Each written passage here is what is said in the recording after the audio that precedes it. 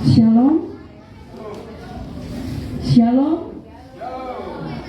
Kami mengucapkan selamat datang untuk Bapak Ibu sekalian yang sudah hadir di gereja, dan kami mengucapkan selamat bergabung untuk jemaat dan simpatisan yang beribadah melalui siaran live streaming.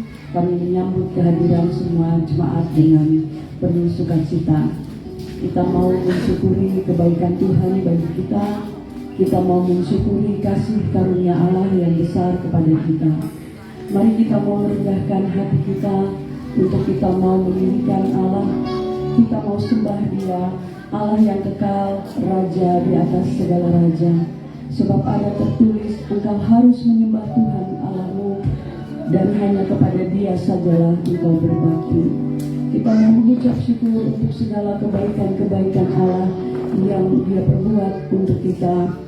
Sebab segala sesuatu yang terjadi di dalam kehidupan kita semua merupakan rancangannya yang Dia genapi di dalam kehidupan kita. Kita mau bersyukur kepadanya, sebab Allah yang sangat mengerti akan segala kehidupan kami. Terima kasih Tuhan.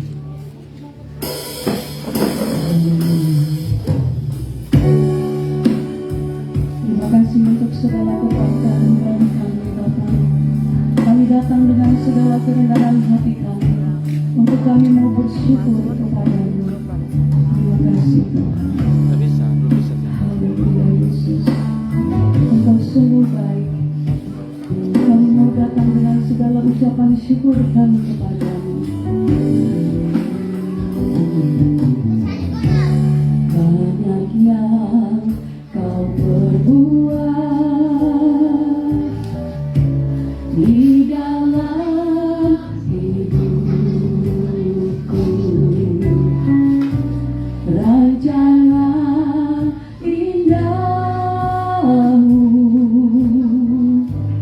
terjadi di hidupku. Saya mengundang jemaat untuk bangkit berdiri.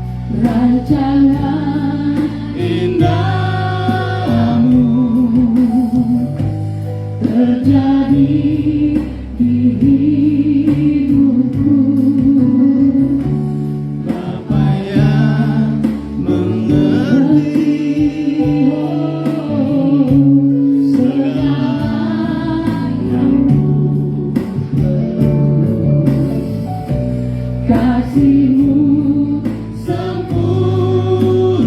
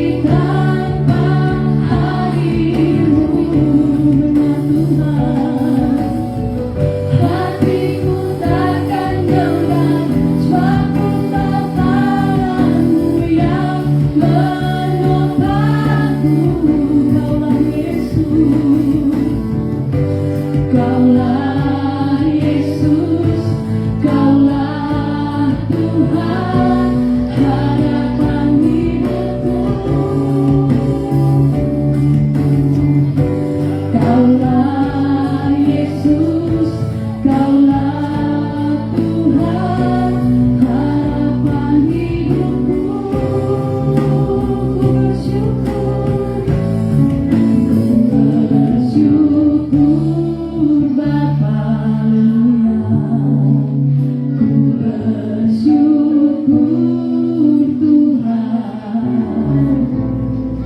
buat kasih setiamu di dalam hidupku. Ku bersyukur, ku bersyukur, ku bersyukur Bapa mulia.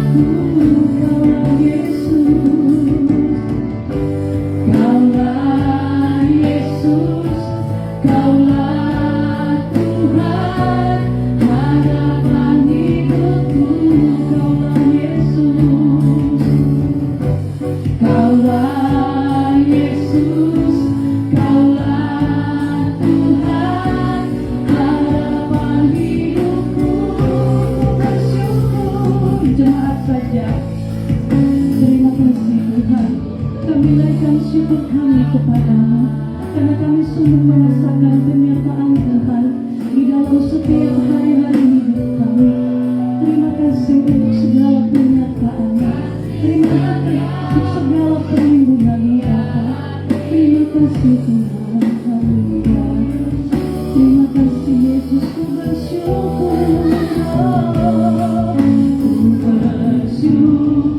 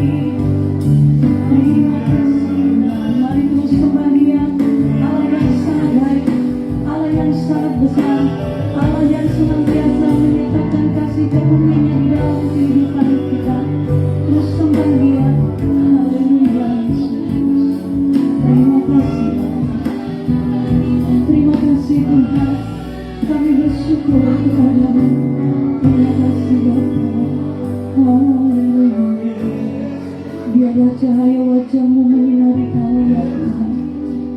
Terima kasih Engkau terang keselamatan kami. Kami menikmati kasih-Mu Bapa. Terima kasih Engkau perisai yang melindungi kami. Engkau kekuatan kami. Engkau benteng perlindungan kami. Terima kasih Engkau yang selalu ada bersama dengan kami. Engkau yang ada di sisi kanan kami. Engkau senantiasa menggendong kami. Engkau tidak pernah membiarkan kami terjatuh dan jauh daripada Engkau. Terima kasih Tuhan. Terima kasih untuk segala kebaikan-Mu. Terima kasih. Terima kasih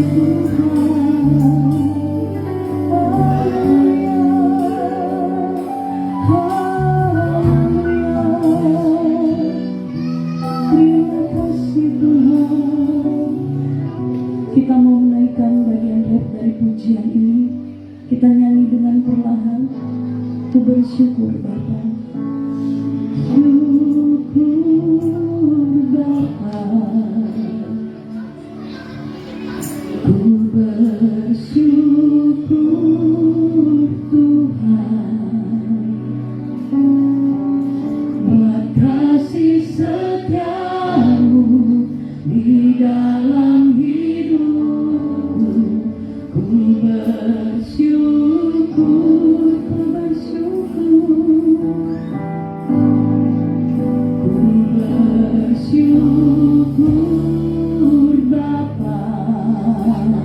Ku bersyukur Tuhan. Buat kasih setia-Mu di dalam hidupku. Ku bersyukur Bapa. Bersyukur Tuhan. Buat kasih setia-Mu di dalam hidupku.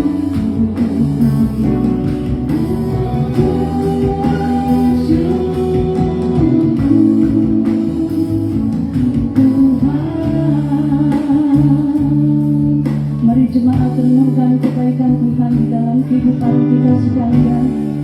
Mari naikkan doa-doamu kepada Tuhan. Ucapkanlah syukur kepada-Nya, karena Dia Allah yang begitu baik. Rasakan kebaikan-Nya di dalam setiap hari-hari hidup kita. Dia senantiasa memenuhi segala keperluan-keperluan kita. Pertolongan-Nya datang tepat pada waktunya.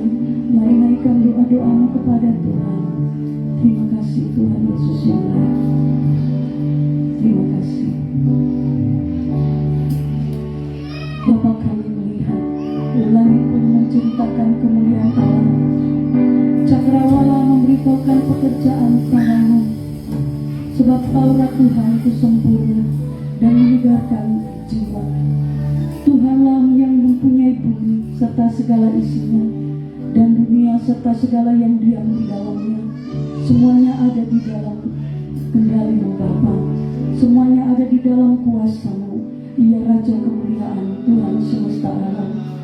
Engkau nama di atas segala nama. Kami tidak ragu, kami bangga kepada Tuhan.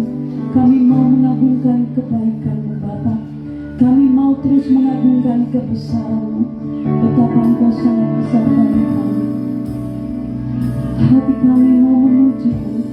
Hati kami mau membesarkan Engkau.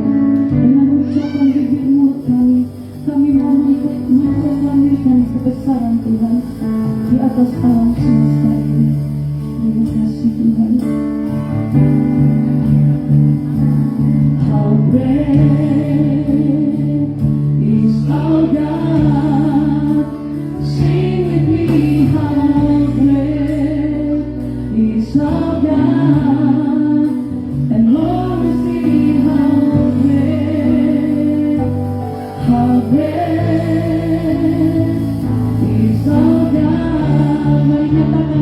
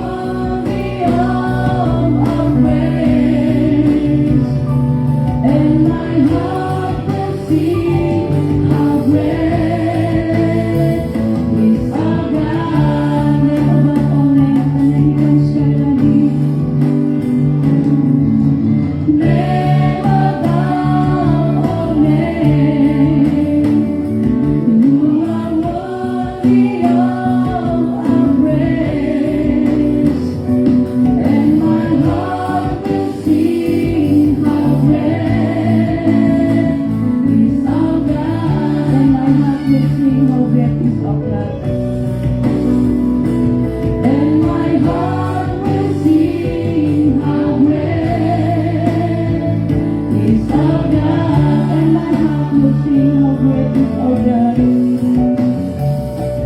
And my heart will sing how great is our God. Berikan kemuliaan untuk Tuhan. Benar Tuhan, hati kami mau selalu menyanyikan kebesaran-Mu. Bahkan mulut kami mau memperkatakan, menyaksikan kebesaran-kebesaran-Mu di dalam kehidupan kami. Sebab kasih-Mu sungguh nyata, Engkau nyatakan di dalam setiap kehidupan kami. Terima kasih untuk segala kebaikan-Mu.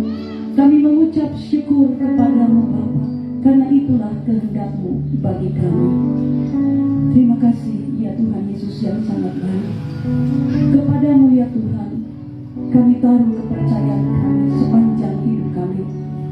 Kepada-Mu ya Tuhan, kami angkat hidup dan kehidupan kami.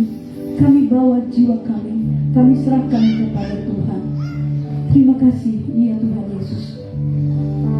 Kami mau melalui jalan-jalan yang Tuhan izinkan kami lalui dengan penuh ucapan syukur, dengan hidup yang senantiasa berpaut kepada Allah yang Maha Kuasa bagi kami. Aba ya Bapa, nyatakanlah kehendak-Mu bagi kami di dalam ibadah ini Tuhan, supaya setiap kami yang datang, kami pulang dengan kelegaan atas segala kesesakan. Kami yang datang dengan sakit boleh pulang dengan membawa kesembuhan. Bapa, di dalam nama Yesus, kami yang datang dengan pergumulan boleh pulang dengan membawa jalan keluar, solusi yang terbaik daripada Tuhan. Terima kasih Tuhan, kami percaya ketika kami ada di dalam hadirat-Mu, segala belenggu-belenggu dilepaskan, diputuskan di dalam nama Tuhan Yesus. Dan kami hanya terikat kepada Allah Bapa yang Maha Kuasa. Terima kasih Tuhan, kami mau terus berjalan di dalam hidup kami dengan kemenangan iman yang datang daripada Tuhan. Tuhan Yesus yang baik, kami serahkan ibadah kami sampai dengan akhirnya ke dalam tangan Tuhan. Biarlah Tuhan yang beracara, Tuhan yang berotoritas, Tuhan yang berdaulat atas ibadah ini Bapa. Terima kasih Tuhan. Bapa, di dalam nama Tuhan Yesus, jangan kehendak kami apa ya Bapa, tetapi kehendak-Mu sajalah yang jadi atas ibadah ini. Di dalam nama Allah Bapa, Allah Anak, dan Allah Roh Kudus, dalam nama Tuhan Yesus, kita semua yang bersyukur, mari katakan amin. Kita bersyukur untuk kebaikan Tuhan, dan sebelum kita memuji Tuhan, menaikkan puji-pujian kita kepada Allah, kita mau bermazmur bagi Dia. Kita akan membaca pembacaan Mazmur yang terambil dari pasal 67. Mazmur pasal 67. Kita akan baca bersama-sama dari ayat 2 sampai ayatnya yang ke-8. Yang sudah mendapatkan Mazmur 67 ayat 2 sampai 8, mari katakan haleluya. Belum semua? Haleluya. Haleluya. Mari kita baca sama-sama Mazmur 67 ayat 2 sampai 8. Saya baca perikopnya terlebih dahulu. Nyanyian syukur karena segala berkat Allah. Sama-sama. Kiranya Allah mengasihani kita dan memberkati kita.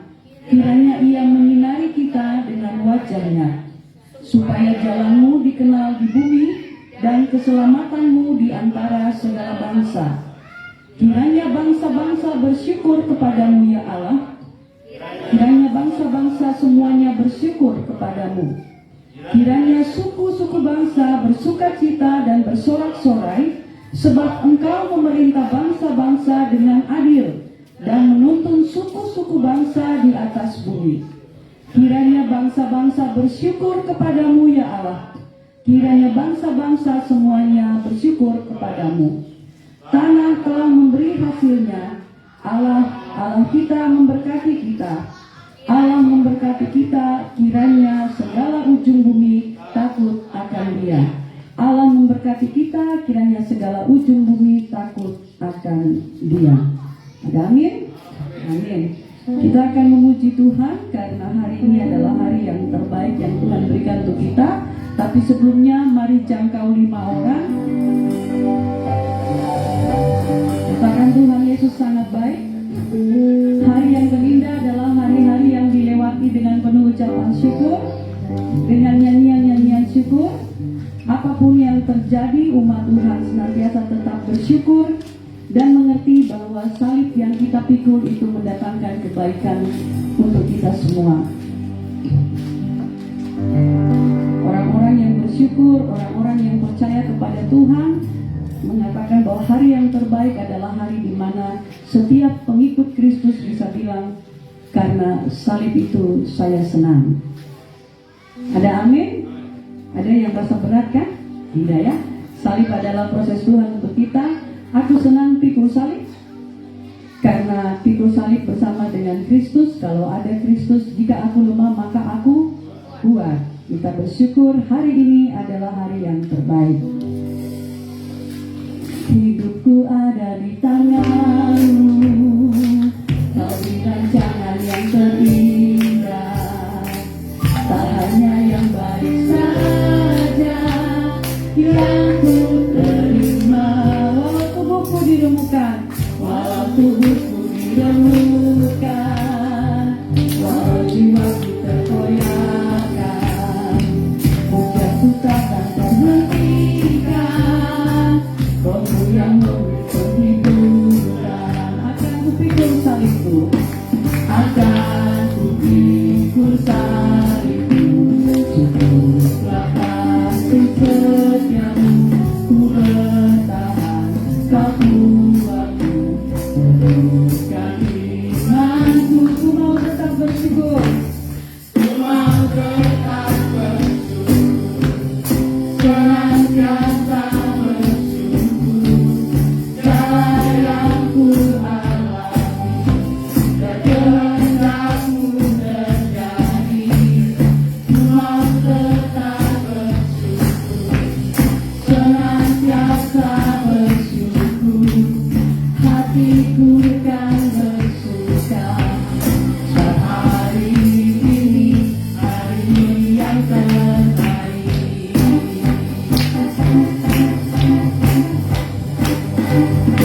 Hidupku ada di tangan-Mu, dengan Tuhan Kau berikan jalan yang terindah. Tak hanya yang baik saja yang ku terima. Walau tubuhku diremukkan, walau jiwaku terkoyakkan, hujanku takkan terhentikan. Rohmu yang memberi penghiburan. Akan kupikul salibku, akan kupikul salibku. Syukurlah kasih setiamu, ku bertahan, Kau kuatku, teruskan imanku. Akan kupikul salibku. Syukurlah kasih setiamu, ku bertahan, Kau kuatku, teruskan imanku. Ku mau tetap bersyukur, senantiasa bersyukur. Apa yang ku alami, ya kehendak-Mu terjadi. Ku mau tetap bersyukur, senantiasa bersyukur. Hatiku kan bersuka selama hari ini, hari yang terbaik. Sehari ini, hari yang terbaik. Sehari ini, hari yang terbaik. Haleluya. Setiap hari adalah hari yang terbaik, dan hari lepas hari Tuhan berikan kuasa-Nya untuk kita. Kalau kemarin Tuhan berikan kita kuasa untuk menang atas segala godaan dosa, hari ini kita mau siapkan hati kita, kita mau menerima kasih Tuhan yang begitu besar di dalam kehidupan kita. Karena kasih-Nya kita kuat bertahan segala godaan yang membuat kita marah, tapi kita bisa mengampuni. Tidak ada musuh di depan yang merintangi kita. Tuhan Yesus ada bersama dengan kita, kita tetap kuat.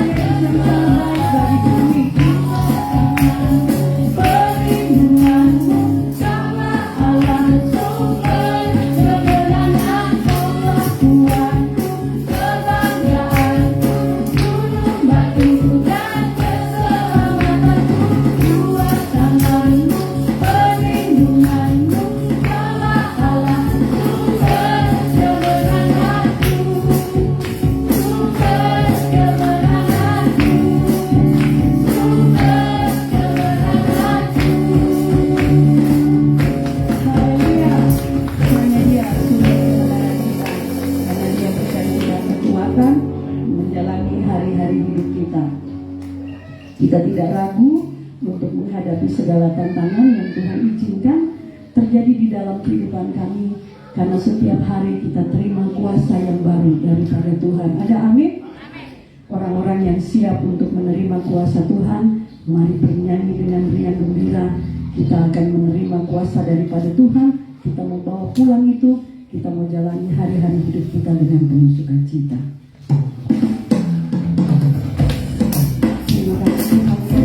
Kami dengan darah yang kudus, kami mau mengangkat pujian kami kepada Tuhan dengan bersorak-sorai. Kami bersyukur untuk kebaikan Tuhan.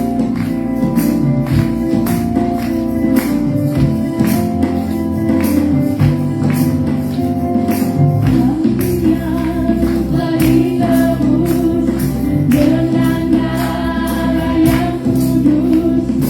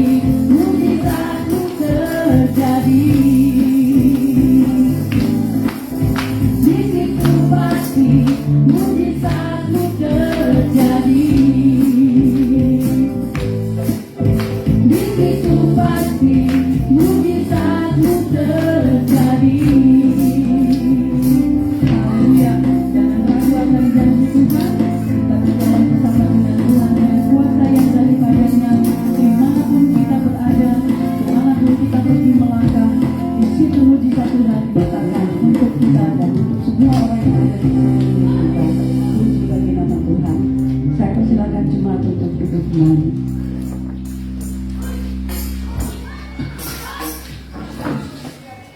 Kita akan mendengarkan firman Tuhan. Kita mau sambut firman Tuhan dengan kesungguhan hati. Kita minta Roh Kudus berkarya terus atas kehidupan kita. Roh Kudus mengurapi kita, supaya firman Tuhan yang kita dengar, firman Tuhan yang ditaburkan tidak kembali dengan sia-sia. Terima kasih Tuhan Yesus.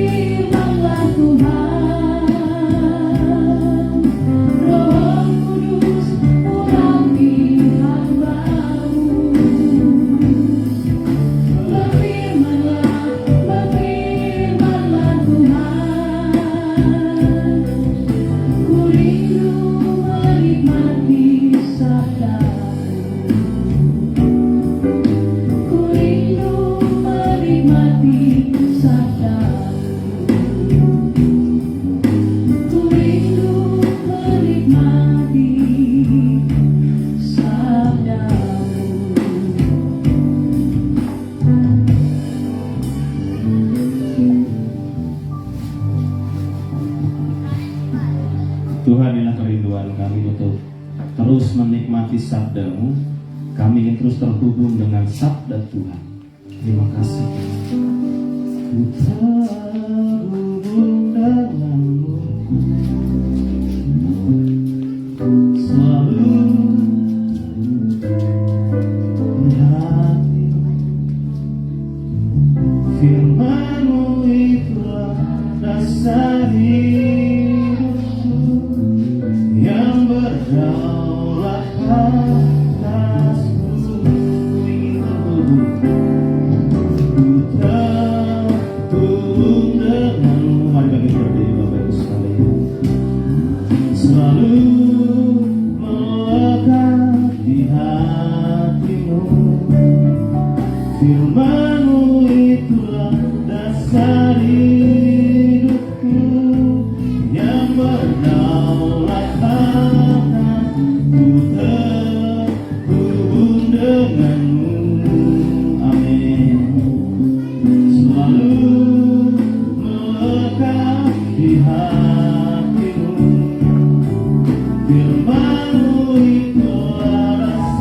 hidupku yang berdaulat atasku terhubung denganmu. Amin.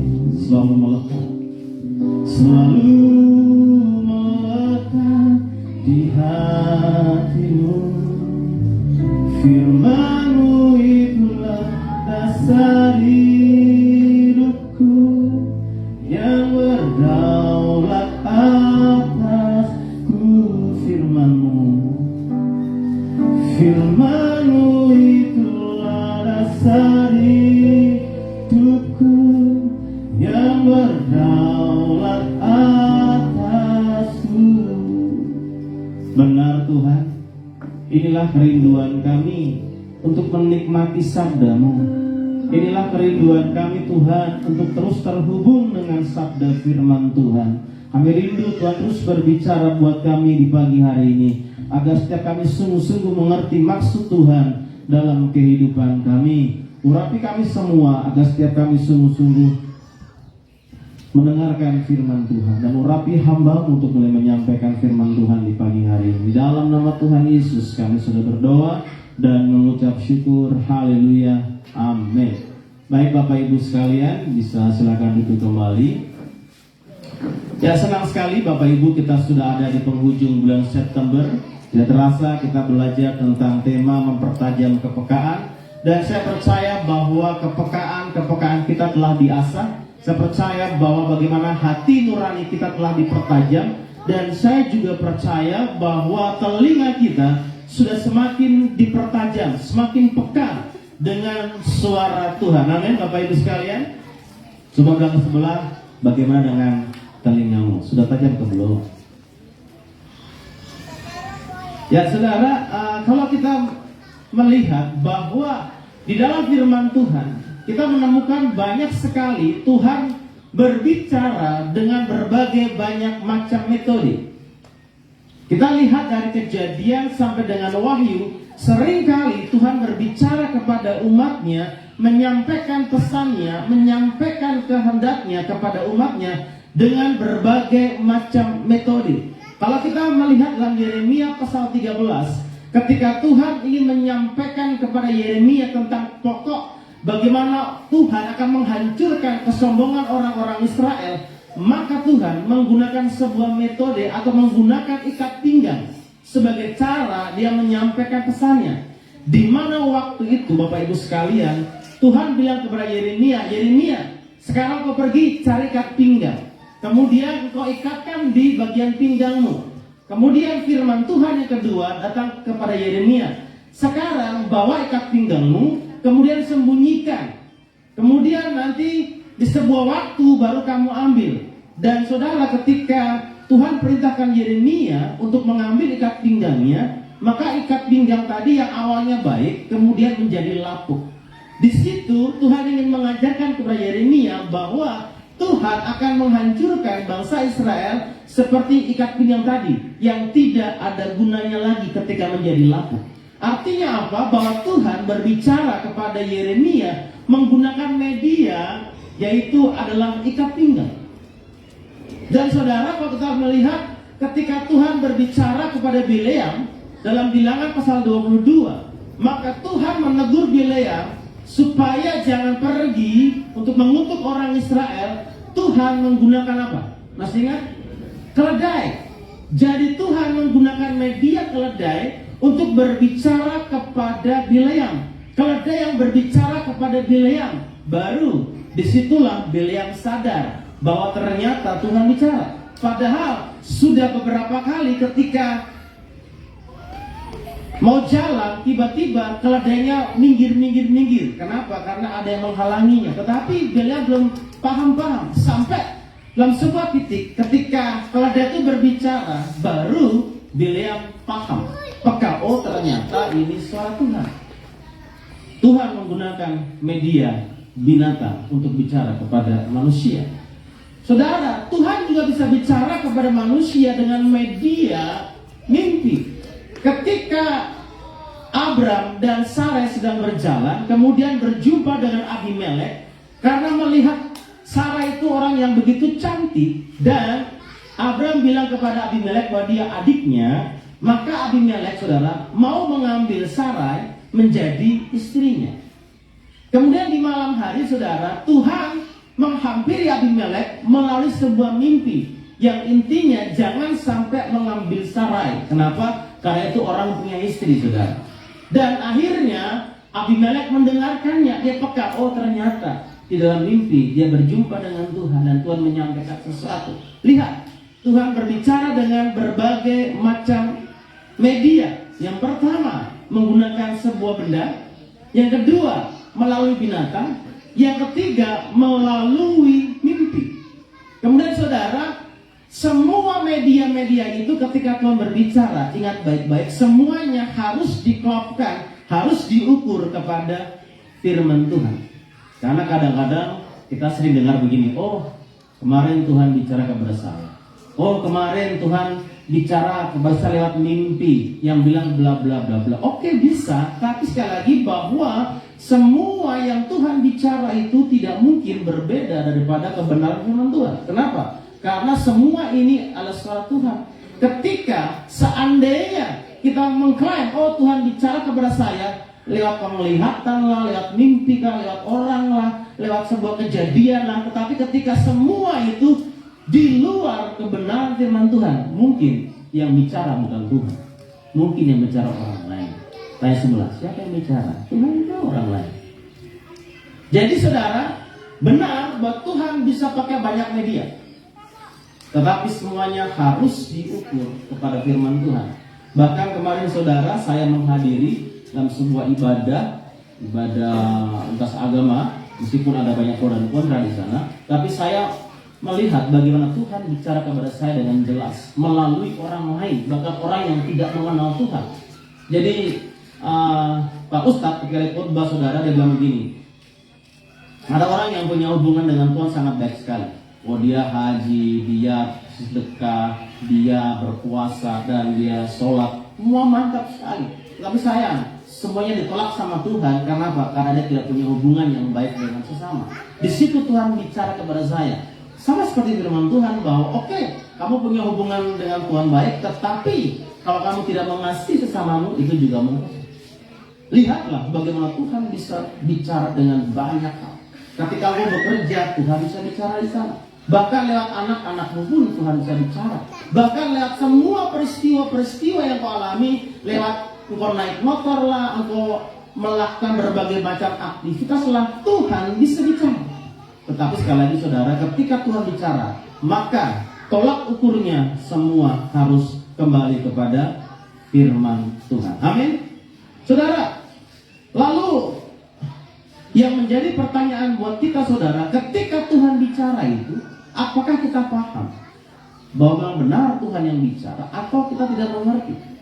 Saya katakan di awal-awal sebelumnya saudara, bahwa seringkali Tuhan bicara kepada kita, tapi seringkali juga kita tidak paham Tuhan bicara. Seringkali Tuhan sampaikan sesuatu dengan jelas, mungkin lewat khotbah, lewat renungan firman Tuhan, sangat-sangat jelas bagaimana Tuhan sampaikan buat kita, tapi kita tidak peka. Makanya saudara, penting sekali sebagai anak-anak Tuhan kita harus punya kepekaan. Makanya kita belajar bagaimana kita harus mempertajam kepekaan kita. Baik kita punya hati nurani, baik kita punya pendengaran kita, itu harus dipertajam. Lalu saudara, yang menjadi sebuah pertanyaan buat kita di pagi hari ini adalah bagaimana kita mempergunakan setiap kepekaan yang sudah ada. Oke, baik dulu kita tidak peka, tapi setelah kita belajar firman Tuhan 3 minggu, kita belajar dipertajam. Sekarang ketika kepekaan itu sudah semakin tajam, lalu bagaimana caranya kita mempergunakan kepekaan yang Tuhan berikan itu? Coba kita lihat firman Tuhan dalam Yohanes pasal 9 ayat 1 sampai dengan ayat yang ke-7. Yohanes pasal 9 ayat 1 sampai ayat yang ke-7. Kalau Bapak Ibu sudah menemukannya, bisa katakan haleluya.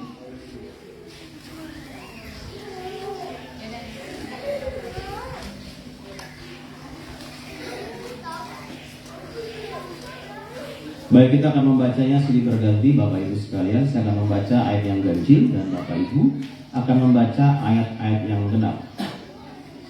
Orang buta sejak lahirnya waktu Yesus sedang lewat, ia melihat seorang yang buta sejak lahirnya.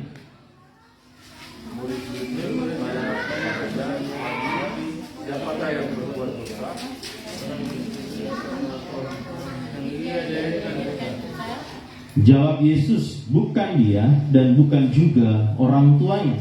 Tetapi karena pekerjaan-pekerjaan Allah harus dinyatakan di dalam dia.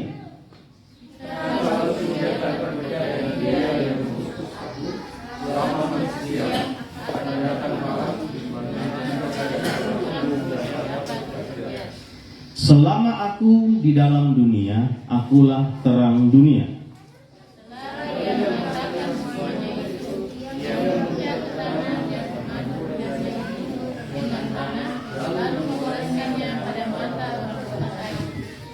Dan berkata kepadanya, pergilah, basuhlah dirimu dalam kolam Siloam. Siloam artinya yang diutus. Maka pergilah orang itu, ia membasuh dirinya, lalu kembali dengan matanya sudah melek. Ya saudara, ini sebuah cerita bagaimana Tuhan Yesus menyembuhkan seorang yang buta, yang mengalami kebutaannya semenjak dia lahir, saudara. Dan perlu kita ingat bahwa pada zaman itu, semua sakit penyakit yang dialami oleh orang-orang Israel selalu diidentikan dengan dosa. Jadi ketika mereka sakit, maka diasumsikan bahwa mereka sedang berbuat dosa. Makanya juga saudara, ketika orang sakit kusta itu dianggap najis, dianggap tidak berkenan, dianggap tidak layak kepada Tuhan, bahkan mereka diasingkan. Itulah konsep mereka pada waktu itu, saudara. Saya katakan tadi bahwa kepekaan itu Tuhan sudah berikan kepada kita. Lalu bagaimana caranya kita mempergunakan kepekaan yang Tuhan telah kasih? Maka yang pertama, Bapak Ibu sekalian, kita harus mempergunakannya untuk apa? Bertindak dan bukan wacana. Katakan sama-sama, bertindak dan bukan wacana. Saudara, pada waktu itu saudara, ketika Yesus sedang lewat, lihat, ada sebuah kepekaan yang ditunjukkan oleh Yesus ketika dia sedang lewat, maka dia melihat seorang yang buta sejak lahirnya. Saudara, tentu ketika Yesus sedang lewat, ada begitu banyak manusia yang bisa dia jumpai. Ada begitu banyak orang yang bisa dia lihat. Tetapi yang begitu menarik, ketika dia sedang lewat, matanya tertuju kepada orang yang sedang buta. Matanya tertuju kepada orang yang sedang membutuhkan sebuah jawaban. Matanya tertuju pada orang yang membutuhkan pertolongan. Sama seperti ketika dia sedang berjalan dan dia lihat ke atas, lihat Sakeus. Dari banyak orang yang dia jumpai, tetapi dia langsung lihat ke Sakeus.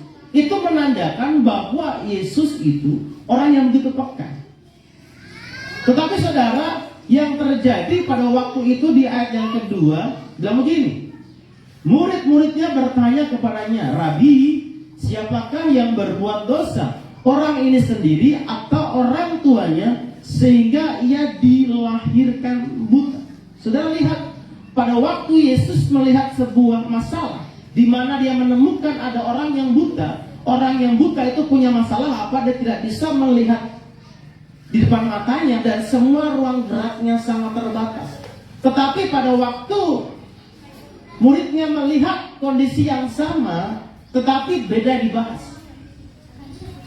Para muridnya justru hanya berdiskusi saja. Yesus, Rabi, ini ada orang yang buta loh. Kira-kira siapa yang berdosa? Apakah orang tuanya yang berdosa sehingga anaknya lahir seperti itu? Dan kadang-kadang kan seperti itu. Kalau kita menjumpai, nggak maaf kalau ada anak-anak yang dilahirkan dengan keterbatasan begitu kan, mulai kita berpikir ini jangan-jangan orang tuanya bikin dosa, jangan-jangan orang tuanya bikin sebuah kesalahan, makanya Tuhan hukum anaknya lahir seperti itu. Sama juga seperti orang-orang pada waktu itu, di mana para muridnya berkata, Guru, ini kenapa dia buta? Apakah dosa daripada orang tuanya, atau jangan sampai anak ini atau orang ini memang berdosa sehingga dia menjadi buta? Saudara, mereka begitu sibuk membahas mengapa dia buta, mengapa dia menjadi seperti ini. Itu dong bahas. Itu yang dong rancang, saudara. Tetapi apa yang dong rancang, yang dong bahas itu tidak menghasilkan apa. Bukankah ketika dong lihat bahwa ada sebuah masalah dan dorang membahasnya, apakah pembahasan itu mengubah keadaan orang buta tadi? Apakah seandainya oke lah mereka menganalisa dan mereka menemukan memang benar ada sebuah masalah sehingga dia buta, anggaplah itu dosa orang tuanya. Apakah ketika itu benar yang mereka asumsikan, apakah masalah selesai? Kan tidak, kan? Atau mungkin karena kesalahan bidannya kah, atau kesalahan apalah. Apapun yang dorang bahas, saudara, itu tidak akan pernah mengubah keadaan, tidak akan pernah menyelesaikan, dan tidak akan pernah menjawab orang buta itu menjadi sembuh. Saudara, kadang-kadang jujur, Tuhan kasih kepekaan buat kita. Kita melihat sebuah masalah di lingkungan kita. Contoh nih, di gereja ada sebuah situasi dan kondisi kita peka gitu kan, lihat tuh, kok gereja ini kotor sekali nih, ada banyak sampah-sampah berserakan gitu kan. Itu kita lihat dan kita sudah mulai membahasnya dalam hati mungkin. Atau ketika pulang ke rumah kita mulai bahas, tadi itu waktu kita sembahyang itu, sungguh mati, macam itu kotor sekali. Ada sampah di depan, sampah di samping. Oke, kita membahasnya. Jadi pertanyaannya, saudara, kalau itu hanya kita diskusikan saja, kita bahas saja, dan mungkin kita berpikir, oke, saya sepertinya nanti minggu depan akan bersihkan itu gereja. Tetapi tanpa bertindak, maka semuanya tidak akan pernah menjadi apa-apa. Atau mungkin juga kita melihat di tengah-tengah pelayanan, kita menjumpai ada sesuatu yang kurang beres, saudara.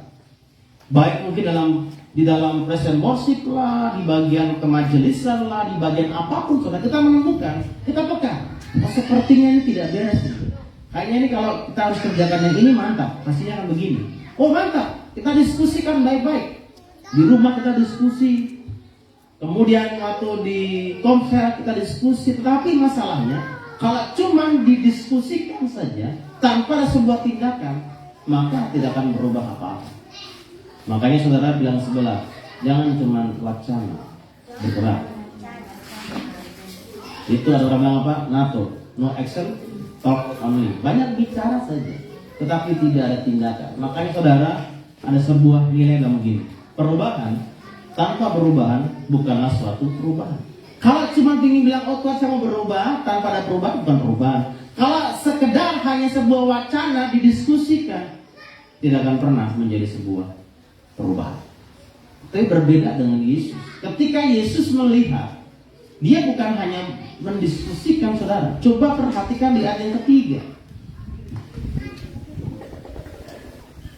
Jawab Yesus, bukan dia dan bukan juga orang tuanya, tetapi karena pekerjaan-pekerjaan Allah harus dinyatakan di dalam dia. Ayat ke-6. Setelah ia mengatakan semuanya itu, ia meludah ke tanah dan mengaduk ludahnya itu dengan tanah, lalu mengoleskannya pada mata orang buta tadi.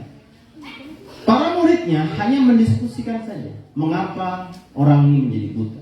Tetapi Yesus bilang gini, tidak penting siapa yang buta, tidak penting kenapa dia buta, ini bukan karena dosanya, tetapi ada pekerjaan-pekerjaan Allah yang harus dinyatakan. Lihat kebutaannya itu.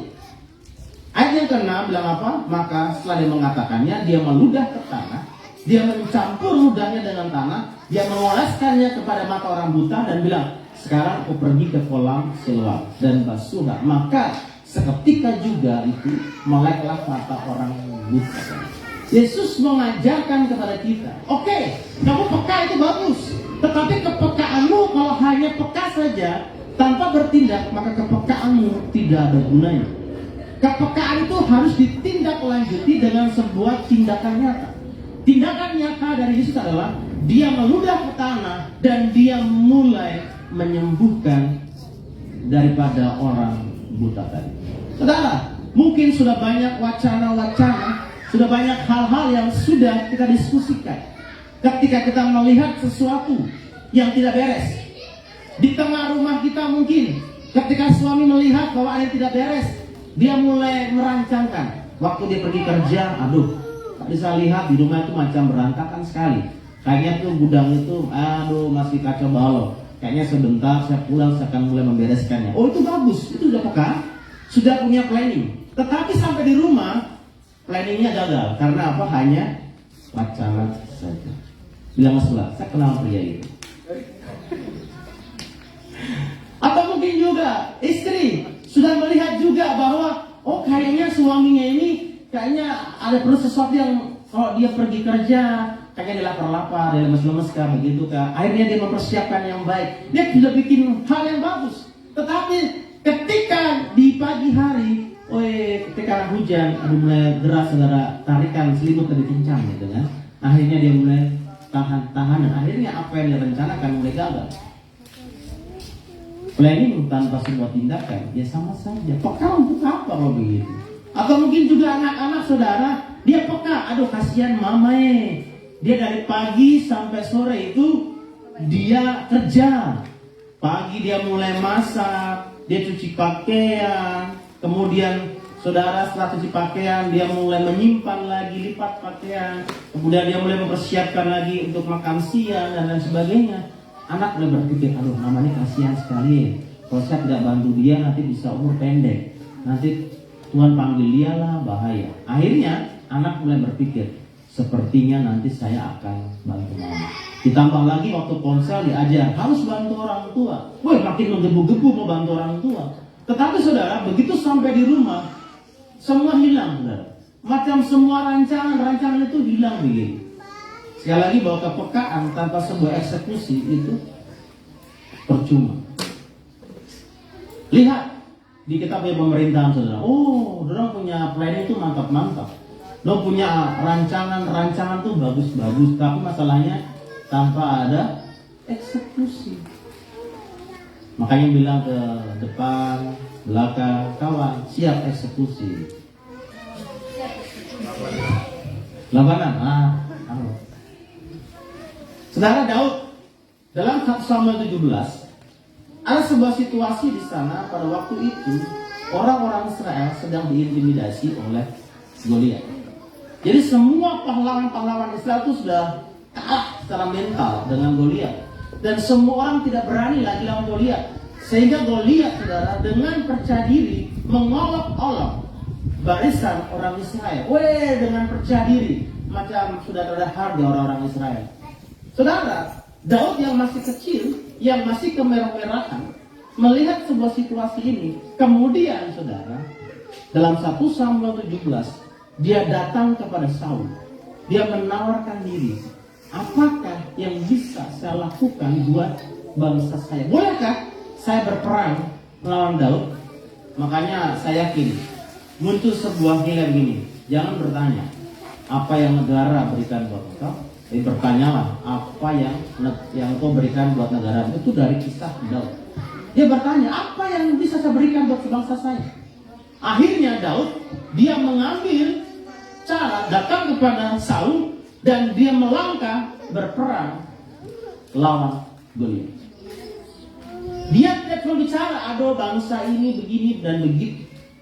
Saudara, jujur, berapa banyak kita yang sering mengeluh ketika habis hujan di Sentani? Kita mengeluh, aduh Sentani itu kotor sekali. Kalau habis hujan itu sampah berserakan di mana-mana, betul? Pertanyaannya, berapa banyak yang bertindak untuk tidak buang sampah sembarangan? Oh, kita belum bahas di rumah itu. Kita bahas, aduh, Sentani kotor sekali. Tetapi seberapa banyak kita bertindak untuk tidak membuang sampah sembarangan? Kita lihat di Sentani, kecelakaan di mana-mana.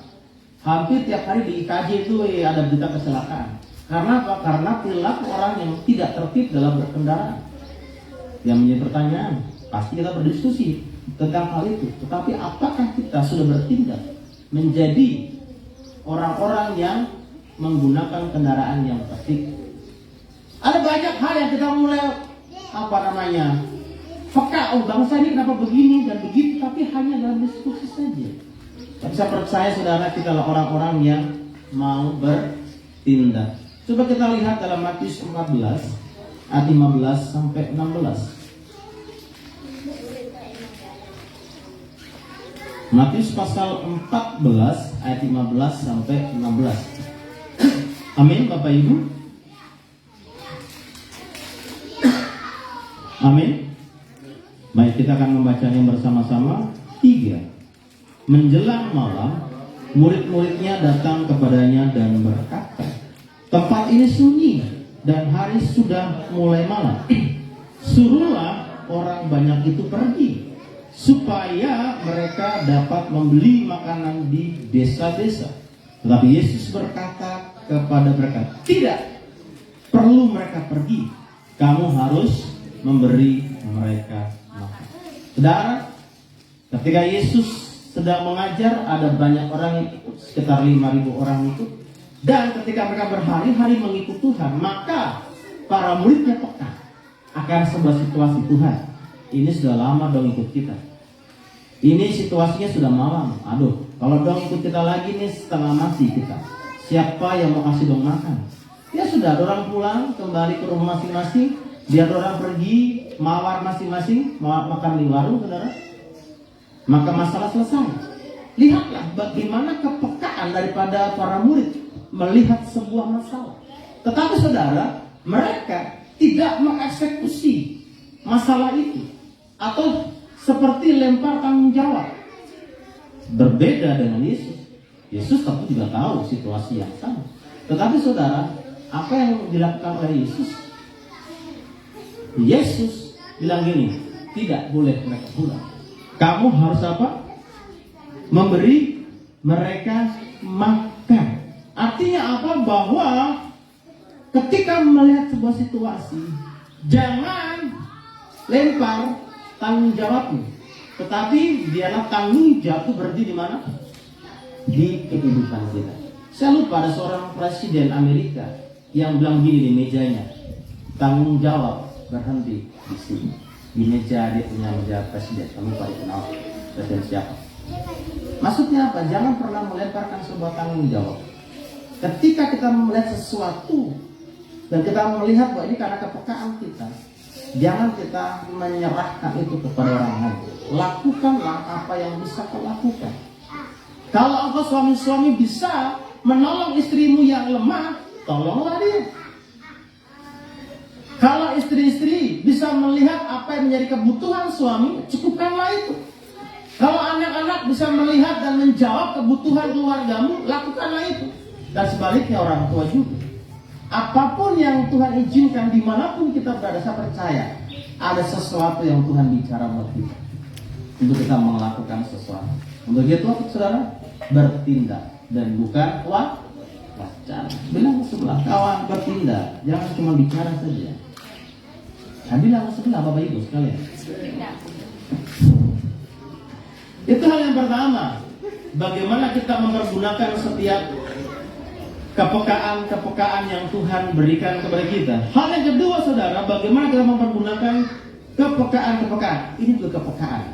Dan istri saya haus, dia kasih saya minum. Ini sudah bertindak. Haleluya. Berbahagialah yang menjadi pelaku-pelaku firman Tuhan. Amin.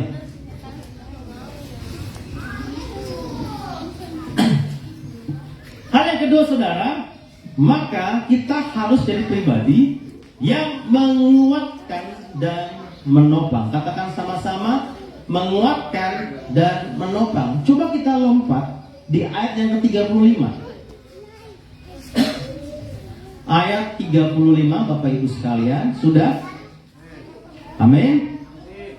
Demikian bunyi firman Tuhan, kita baca sama-sama. 3. Yesus mendengar bahwa ia telah diusir keluar oleh mereka. Kemudian ia bertemu dengan dia dan berkata, ulang-ulang sama-sama. 3. Yesus mendengar, Yohanes pasal 9 ayat 35. Yohanes pasal 9 ayat 35. Di perikop yang sama. Haleluya. Ini kurang beda kali ini. 3. Yesus mendengar bahwa ia telah diusir keluar oleh mereka.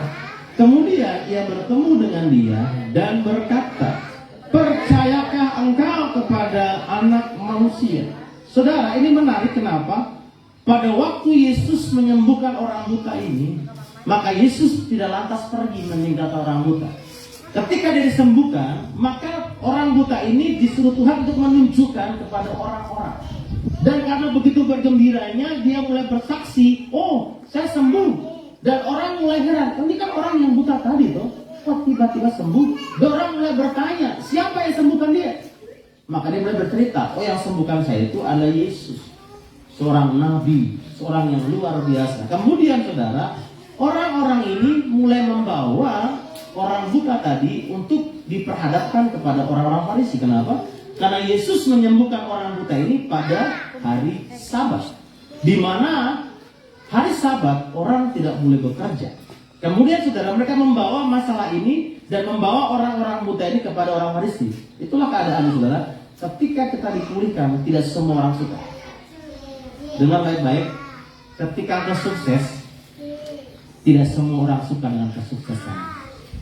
Ketika kau berhasil, tidak semua orang senang dengan keberhasilannya. Ketika kau maju, oh jangan salah, tidak semua orang suka dengan kemajuanmu. Tetapi ketika kau gagal, ada orang yang senang kau gagal. Ada orang yang mengharapkan kau jatuh. Lihat, ketika orang-orang ini melihat dia disembuhkan, harusnya kan cukup berhenti di situ saja. Dong bawa lagi lapor kepada orang-orang Farisi supaya jadi masalah, karena dia disembuhkan di hari Sabat. Dan benar, orang-orang Farisi mulai menghakimi dia, mulai interogasi, siapa yang sembuhkan tuh? Bla bla bla bla bla. Dan saudara, dia mulai menjawab, yang sembuhkan saya singkat cerita adalah Yesus, nabi itu, yang luar biasa itu. Dan apa yang terjadi?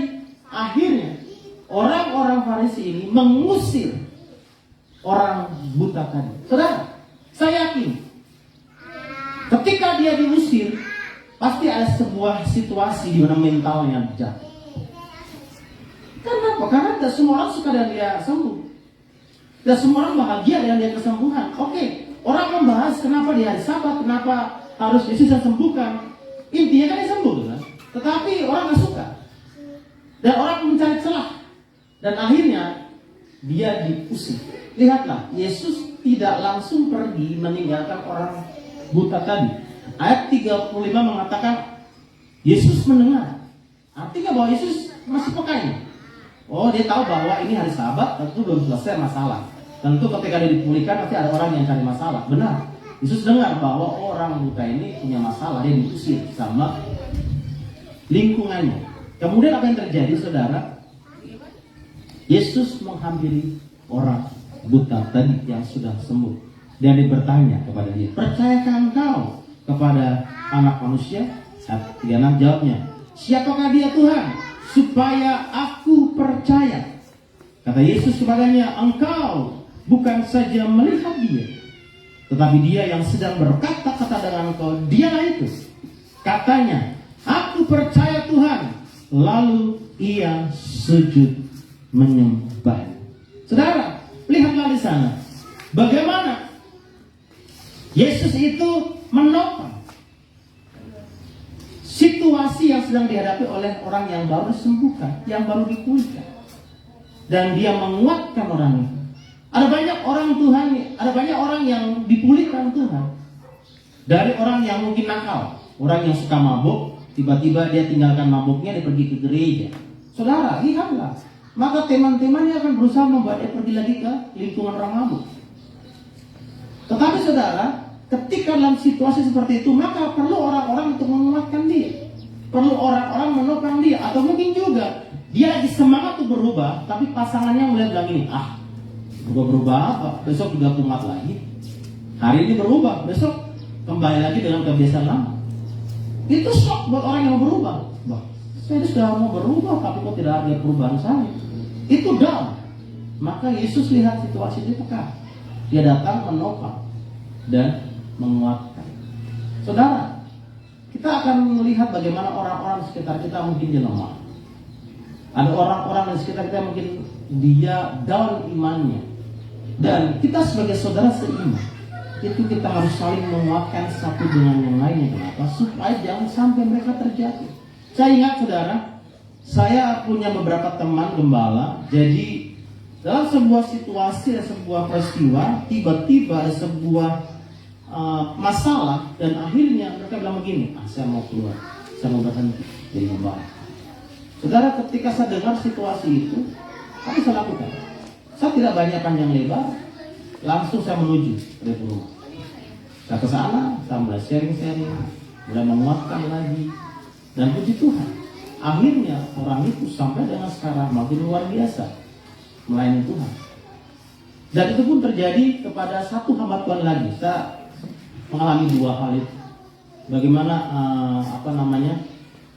saya menguatkan teman yang sudah benar-benar hopeless, sudah ambil keputusan, saya mau tinggalkan gereja, saya mau tinggalkan penggembalaan saya. Dan saya, saudara, ketika peka mendengar situasi itu, maka yang terjadi, saudara, maka saya melangkahkan kaki saya ke sana. Untuk apa? Untuk menopang dia, mendengarkan dia. Supaya apa? Supaya dia kuat. Itulah fungsinya, bagaimana kita harus saling menopang dan saling menguatkan. Jangan ketika kita kuat, ya pasti nggak, orang mau lemah sudah. Orang mau jatuh pasti nggak sudah. Tidak boleh. Saya pun ada di hari ini, saudara, karena ada orang-orang yang peka yang menolong saya. Saya pernah dalam sebuah titik saya meninggalkan gereja. Kalau saya berbuat dosa, saya malu, saya tinggalkan pelayanan, saya tinggalkan gereja. Dan puji Tuhan, saudara, kami punya teman komsel. Itu satu anggota komsel saya namanya Pras Nunggal, teman-teman tahu. Saya kerja di warnet. Dan setiap hari dia main di warnet pada waktu itu. Alasannya hanya main di warnet. Tetapi dia punya maksud yang tersembunyi. Dia bilang, kakak, kamu sudah konser lagi. Dan dia ajak saya pergi ibadah di Sahabat Yosua pada waktu itu. Dan itu sebuah proses di mana saya bisa ada karena teman-teman yang peka melihat situasi saya. Saudara, ingat baik-baik bahwa kita akan melihat mungkin pasangan melemah. Ketika pasangan melemah, jangan makin ditekan. Tapi bagaimana kita menguatkan mereka supaya apa? Supaya mereka kuat, supaya mereka bangkit lagi. Atau mungkin anak-anak kita lemah, jangan tekan mereka, tapi kuatkan mereka. Supaya apa? Supaya mereka kuat. Ayub itu punya teman-teman, punya sahabat. Dan ketika Ayub itu berbuat, dia mengalami sebuah situasi, saudara, apa yang terjadi? Teman-temannya peka, lihat hal itu, peka, dan mereka datang. Hal yang baik, tapi sayang seribu sayang. Ketika mereka datang bukannya menguatkan, tapi apa? Malah menghakimi. Oh, dikatakan kau punya dosa, makanya kau seperti ini. Oh, kalau sejarah membuktikan, tidak ada orang yang baik itu yang celaka. Di mana-mana orang yang sakit, orang-orang yang kena musibah, itu karena dosanya. Lihat, orang sudah peka, tetapi mereka tidak mempergunakan kepekaannya dengan baik. Mereka tidak menopang, tidak menguatkan yang namanya Ayub. Saudara, sekali lagi, mari kita belajar untuk menopang dan menguatkan. Kadang-kadang kita suka pergi kepada orang dalam sebuah penghakiman. Kita datang kepada orang bukan yang menguatkan, tetapi justru kita datang dengan sebuah penghakiman. Berapa banyak orang ketika di rumah sakit kunjungan, bukannya menghibur, tetapi kenapa? Memberikan sebuah penghakiman. Aku ngaku sudah, kayaknya ada yang belum beres ini. Tidak, karena aku punya dosa dan lain sebagainya. Bisa percaya, saudara, bahwa setiap kita adalah orang-orang yang peka, dan kita adalah orang-orang yang mempergunakan kepekaan kita untuk apa? Untuk menolong dan menguatkan. Amin. Dan sebelah, kalau engkau baku tolong, baku saling menguatkan. Nah, bicara sebelahnya. Amin, saudara. Saya rindu kepekaan yang Tuhan telah berikan buat kita. Itu waktunya buat kita untuk mempraktekkan setiap kepekaan itu. Amin. Saya ingatkan sebuah pujian, berikanku hati seperti hati, berikanku mata seperti mata.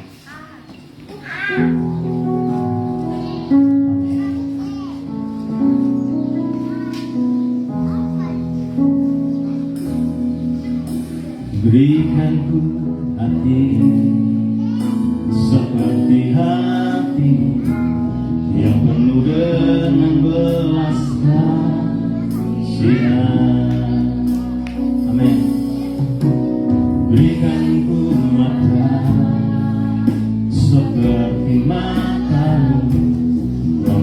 Tuhan di sekelilingku. Berikan ku tanganmu untuk melakukan tugasmu. Berikan ku kaki melangkah dalam rencana. Berikan ku, amin. Berikan ku hatimu. Mari bangkit berdiri Bapak Ibu sekalian. Kita minta supaya Tuhan memberikan kita seperti hatinya Tuhan. Berikan ku hati seperti hatimu yang penuh dengan belas kasihan. Amin.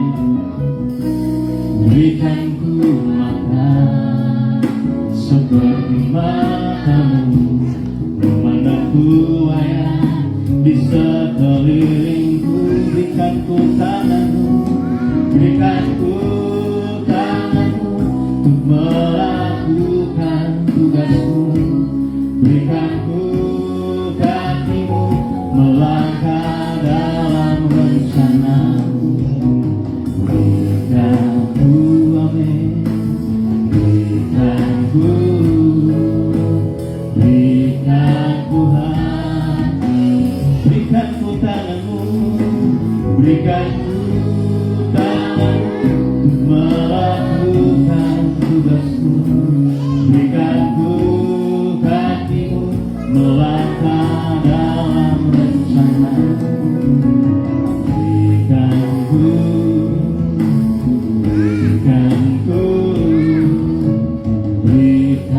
ku hatimu. Saudara, kalau kita melihat sepanjang kisah Yesus, selalu Yesus melihat sekelilingnya. Dia tidak hanya melihat kepada dirinya sendiri. Setiap dia lihat sekelilingnya, maka ada sebuah kata yang muncul. Maka Yesus berbelas kasih. Maka masgulah hati Yesus ketika melihat sebuah situasi. Tapi Yesus bukan hanya merasakan belas kasih, merasakan hancur hatinya ketika kepekaannya melihat ketidakberesan itu terjadi.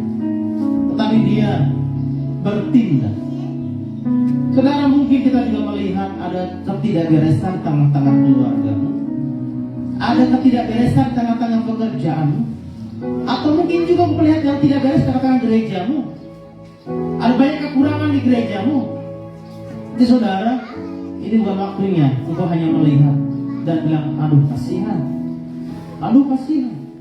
Tapi belajarlah, minta tangannya Tuhan, minta kakinya Tuhan, dan hatinya Tuhan untuk kita melangkah, untuk bertindak, supaya kepekaan yang Tuhan kasih itu menjadi berguna. Jangan sampai kepekaan itu menjadi sesuatu yang kosong, yang tidak berguna. Kalau orang-orang yang ingin mempergunakan kepekaan yang Tuhan berikan kepada saudara, mari angkat tangan saudara dan saya berdoa buat saudara. Dan biarlah lagu pujian ini menjadi sebuah iman kita. Berikan ku tanganmu untuk melakukan tugasmu. Amin. Berikan ku kakimu melangkah. Berikan ku, amin. Berikan ku, amin. Berikan, katakan dengan iman. Berikan Tuhan, berikan ku tanganmu Tuhan. Berikan ku tanganmu untuk melakukan tugasmu. Berikan ku kakimu melangkah dalam rencanamu. Berikan ku, amin. Berikan ku Tuhan. Oh, berikan ku hatimu Tuhan. Berikan ku hatimu, berikan ku hatimu Tuhan. Berikan ku hatimu. Tuhan Yesus, terima kasih buat siang hari ini. Kami percaya Tuhan, hatimu ada di hati kami, tanganmu ada di tanganmu, dan percaya kakimu ada di kaki kami. Kami siap melangkah untuk melakukan perkara-perkara yang Tuhan mau kami lakukan. Terima kasih Tuhan Yesus, kami sudah berdoa dan bersyukur. Haleluya, amin. Bapak Ibu silakan duduk. Ya, Bapak Ibu sekalian, di hari ini kita akan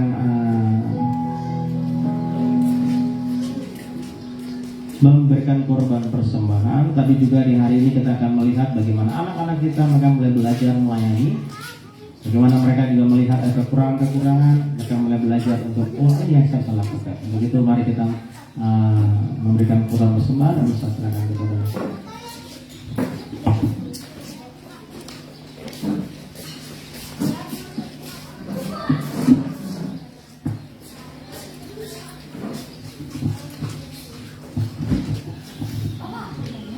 Ya, kita sudah mendengarkan firman Tuhan. Bapak Ibu yang diberkati dengan kebenaran firman Tuhan, mari lambaikan tangannya. Ya, Tuhan Yesus sangat baik.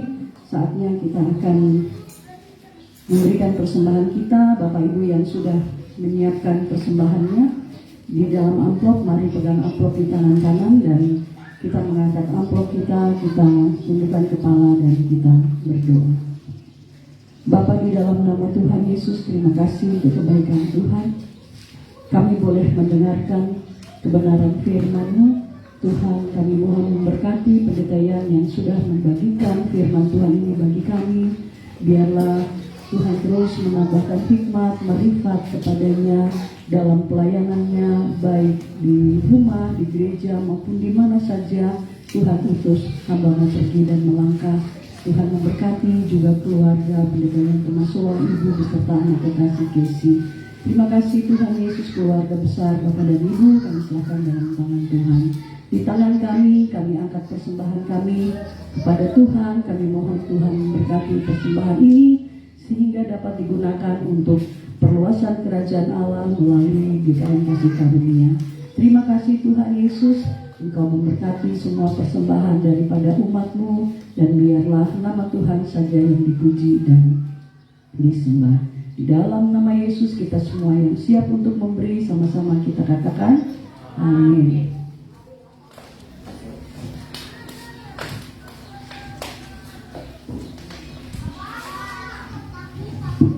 Sambil kita memasukkan pujian kita di tempat yang sudah disediakan, kita sama-sama menaikkan pujian Bapa Engkau baik.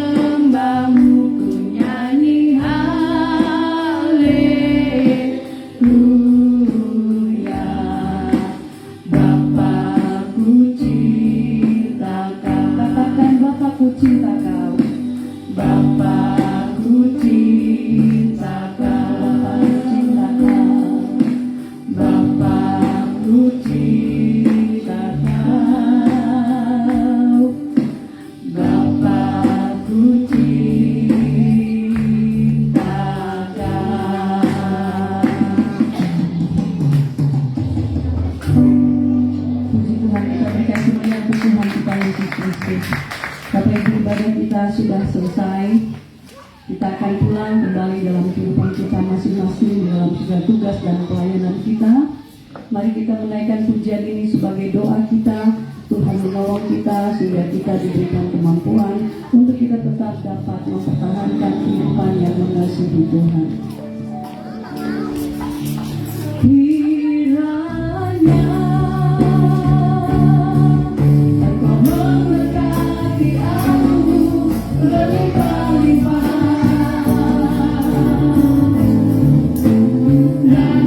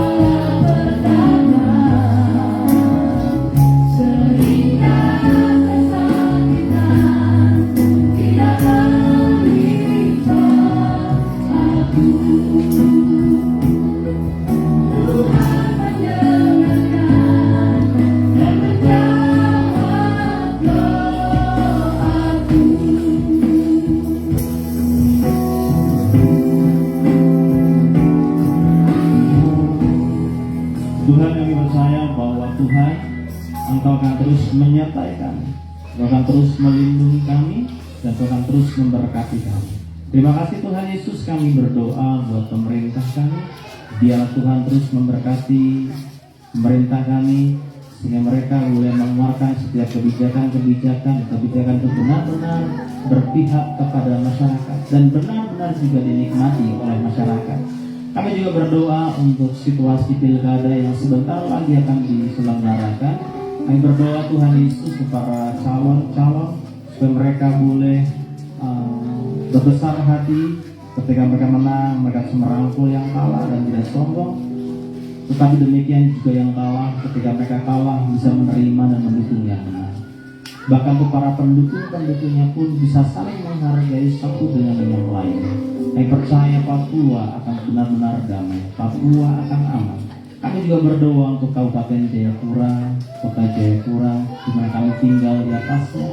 Setiap tempat-tempat yang penuh dengan kejahatan, tempat-tempat yang penuh dengan kemabukan, pesta pora, perzinahan, kayak berdoa, kayak patahkan kuasanya itu di dalam nama Tuhan Yesus.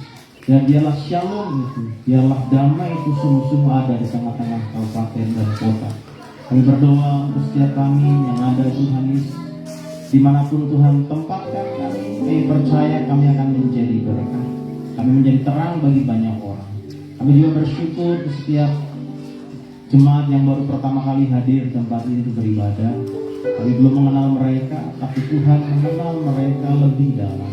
Dan Tuhan memberkati apapun yang sedang diperlukan.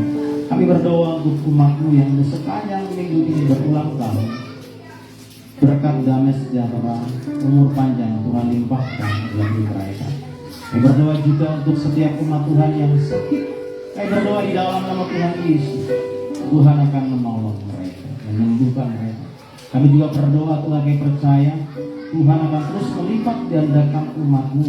Kami percaya bahwa tempat ini akan penuh dengan jiwa-jiwa. Kami juga berdoa untuk setiap kekurangan yang belum kami bisa selesaikan untuk pembangunan.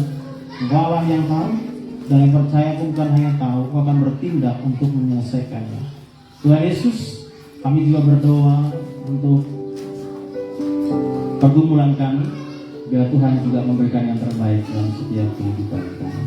Sebentar kami akan kembali ke rumah kami masing-masing. Tuhan tolong tibakan di rumah dalam kondisi ini. Mari rumah Tuhan arahkan tanganmu. Mari bangkit berdiri dan terimalah berkat Tuhan. Kiranya damai sejahtera daripada Allah Bapa dan kasih karunia dari Tuhan Yesus dan penyertaan Tuhan Yesus akan menyertai kita mulai hari ini sampai selama-lamanya. Terima kasih Yesusku, terima kasih Yesusku, puji syukur hanya bagi Tuhanku. Terima kasih Yesusku, terima kasih Yesusku, puji syukur hanya bagi Tuhanku. Puji syukur hanya bagi Tuhanku. Tuhanku, amin. Silakan duduk Bapak Ibu sekalian, silakan mengambil waktu teduh sejenak.